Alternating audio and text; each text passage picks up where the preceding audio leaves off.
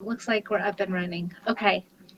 Um, so I wanted to. I read through your messages, and we talk a lot about toxic relationships, toxic people, and I wanted to first kind of define what toxic relationships look like, and then also get into what's the attraction. Why are we attracted to these toxic people?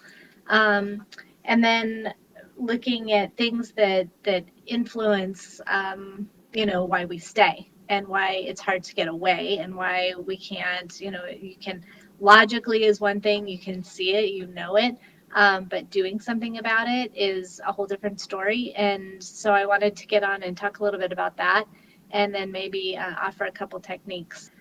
So, anyways, there are a few different kinds of toxic abusive relationships. So, there's the physical, emotional, and verbal that we talk about a lot in the group, but we don't often think about financial, sexual abuse.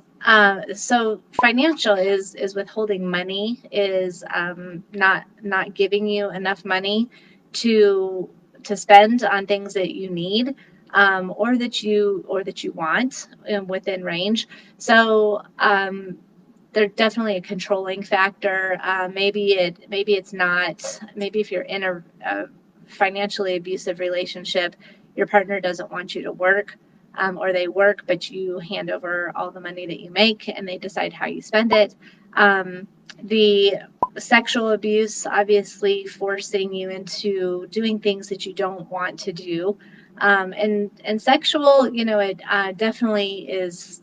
Um, I think that sometimes when you're in a relationship, it doesn't start out with this high level of physical. It doesn't start out with sexual. It starts out with these minor little control factors. And then it gets worse, and then it gets worse, and then it gets worse. And as the types of abuse start to be a part of your relationship, your confidence takes a hit, and you start to second guess yourself and start to almost rationalize and justify why something is going on, and then you come up with, you kind of make excuses for it, and maybe you had a bad day, maybe they're super stressed out, maybe I did something wrong, I brought this on myself, I should have set this limit a long time ago and I never did, and now it's too late, and so I don't know, that it gets into your brain and you start to really second guess yourself, and that's a lot of times why people stay.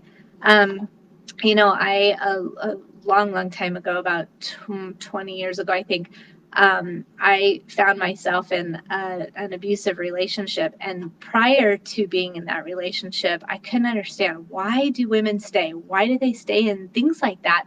If it were me, I would be out of there in 2 seconds, and man, it started slow and it got me. And it was about 5 years that, until I finally moved, out of the state.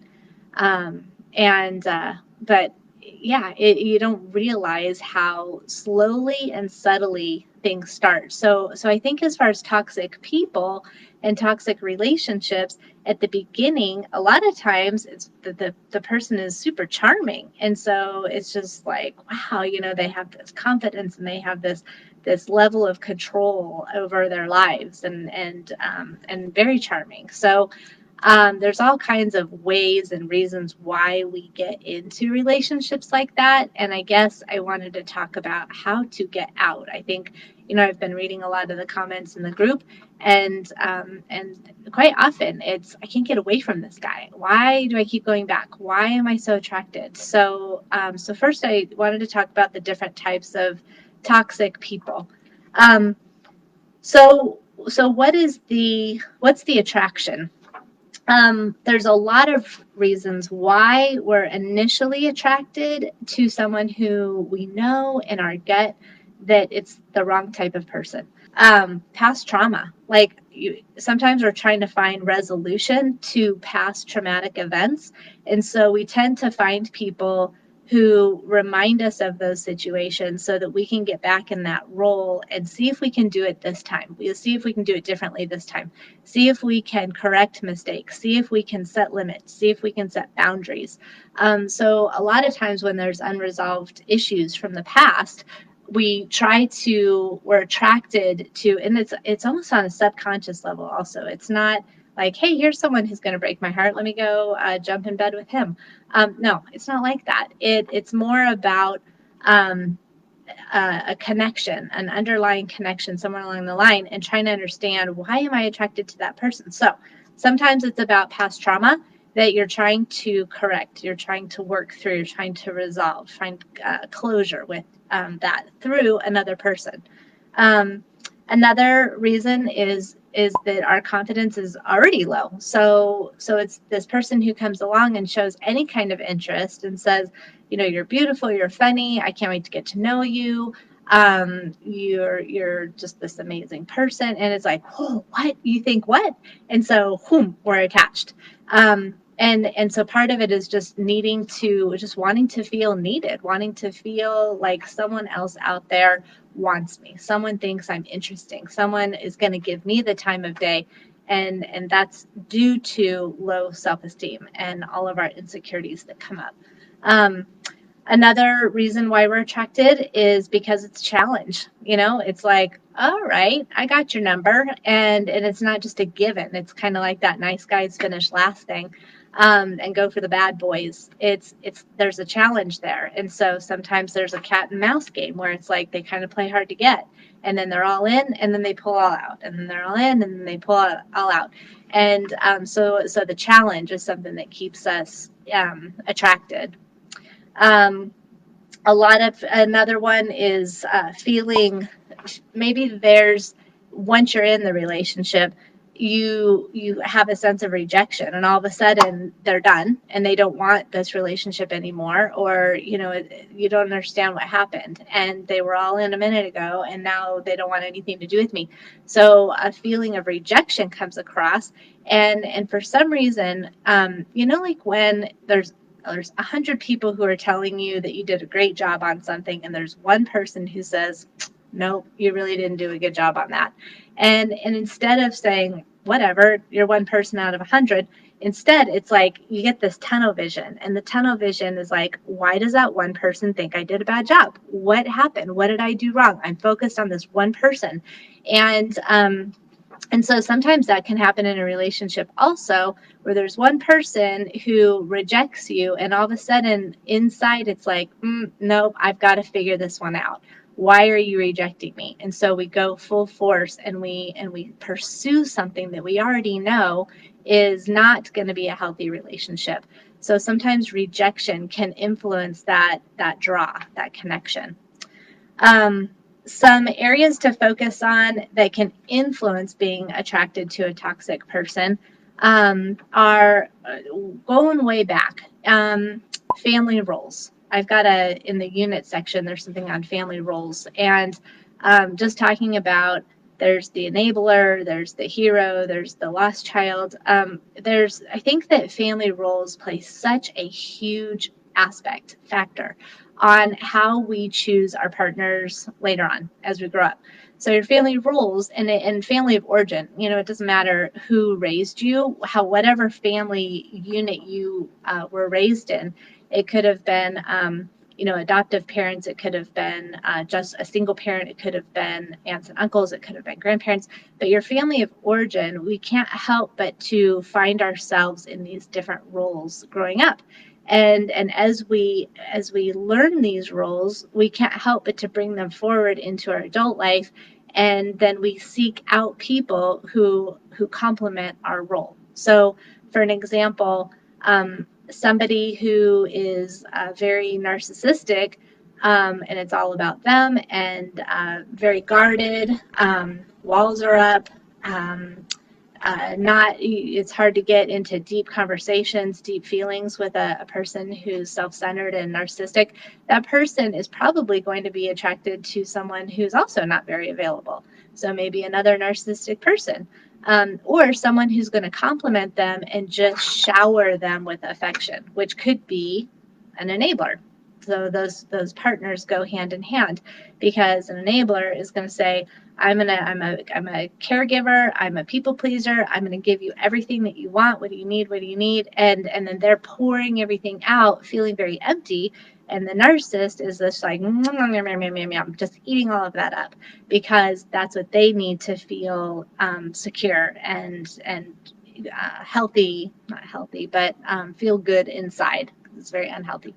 So family roles and how you grew up and what role you settled into is huge as far as being able to identify it, being able to understand what that looks like, being able to understand yourself and why you're attracted to other people going forward, so that you can be aware and just do things differently. So it's not to say that if you're a caretaker or a people pleaser type person, that's going to change a whole lot. It's more about being aware of it and then learning how to set boundaries in that sense.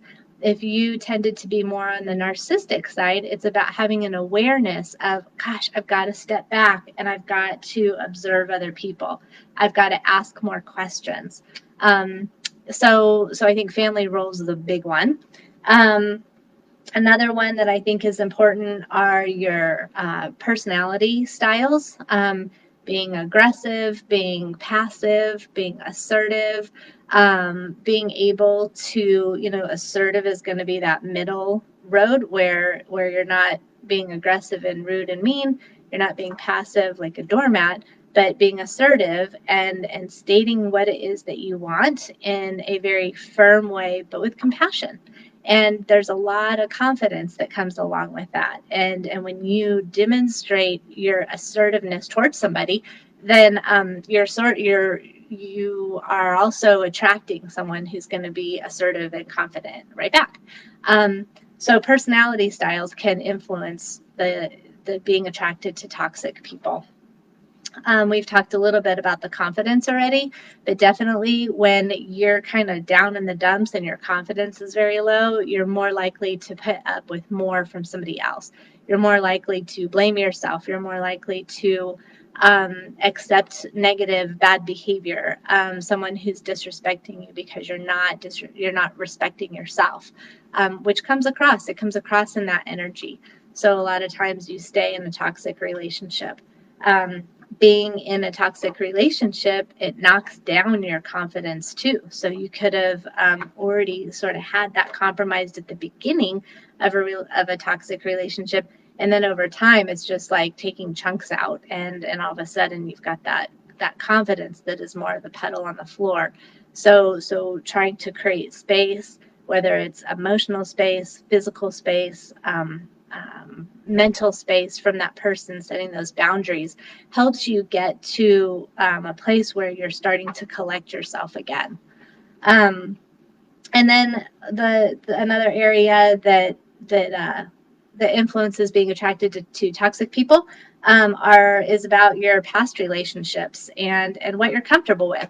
So if you have had toxic relationships in the past and you didn't work through that and you didn't pay attention to what happened and working through what you learned and what could be different, and why you stayed in that relationship to begin with, if you didn't work through that, then chances are you're likely to get into something like that all over again because it's comfortable. Have you ever tried to create a new habit and you might start to do it and you have the best intentions, but as time goes by, you forget and a day falls off and then a week falls off and then a month falls off. And guess what? You slip right back into your comfortable behavior. It doesn't mean healthy, comfortable, but it's just comfortable. So that's a little bit of information about toxic relationships and why we are attracted to that and why it is very difficult to try to get away from it. I had a client this morning I was talking to, and we were talking about creating a visual of what could we do, what could she do to help her anytime that she has contact with a person who is a very toxic person in her life. What can she do? And we talked about, see what you think about this. Let me know what you think. Creating in your mind a visual of a bubble around you, and it's a protective bubble. So in your mind right now, think about what would that protective bubble look like. If I were to say about mine, it would be sort of an iridescent, kind of shiny, maybe like a iridescent pearly color, and it would surround my space. It would surround me. And we talked about going into any interactions with this person in her life with this protective bubble, and this is going to kind of be a shield. And then when she has contact with him, it's doing some prep work in her mind, so coming up with this protective bubble, and then coming up with a statement. The name, say, I don't know, the name, say it's Bob, I don't know. Bob is unavailable. Bob is unavailable. Bob is emotionally, mentally, physically unavailable for a relationship. So you say that to yourself, but you put the other person's name in there. You say this to yourself. So not only are you protecting yourself with this shield, you're also reminding yourself, oh, that person's not available. So I can turn myself inside out to try and get that person to give me what I need, but they're not available. It would be like trying to get this piece of paper to fold up into an airplane and fly across this room. It's not going to happen. It's unavailable. It can't do it. So if you try to think about that, now you've got your protective bubble. You've got your statement, Bob is unavailable.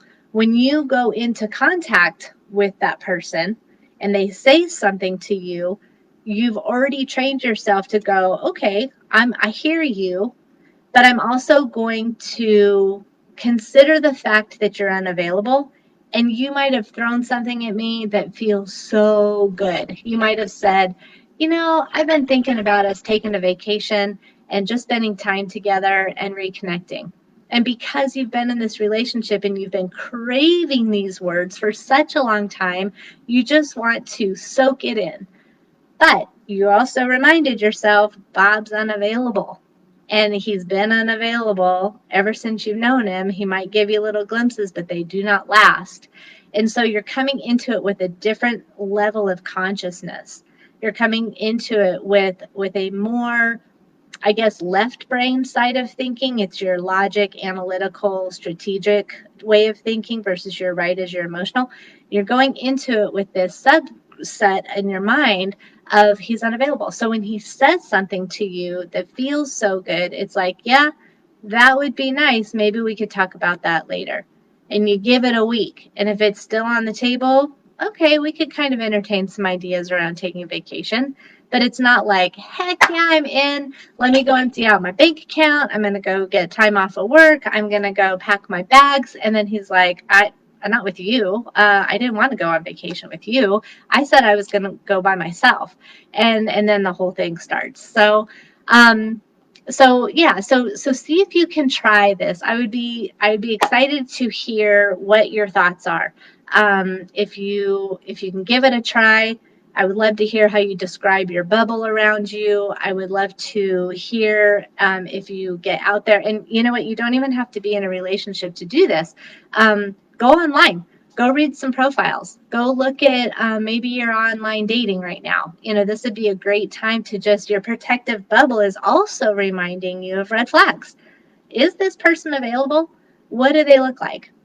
If they're available. What do they look like if they're not available? So get out there and see if you can identify some of these things, and it'll come across and more. The obvious ones are clearly obvious, and you guys, your comments on there about who you met and what they said right off the bat, it was a complete turnoff, and then the comments that followed it were like, what are you doing? Get away from him. And those are the obvious ones.